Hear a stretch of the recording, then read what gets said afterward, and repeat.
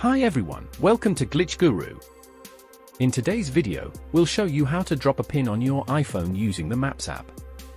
First, open the Maps app by tapping on its icon on your iPhone.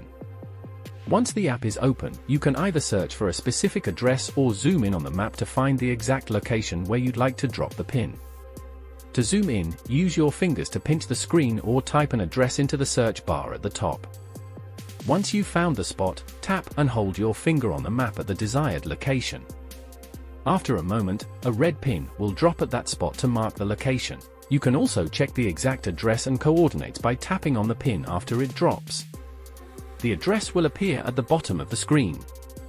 To share the pin, tap the Share button. You'll be presented with several options to share the location, including messaging apps, social media, email, or even AirDrop if you want to send it to nearby devices. Choose the method you'd like to use, select the recipient, and send the location. If you have any questions, feel free to ask in the comments below.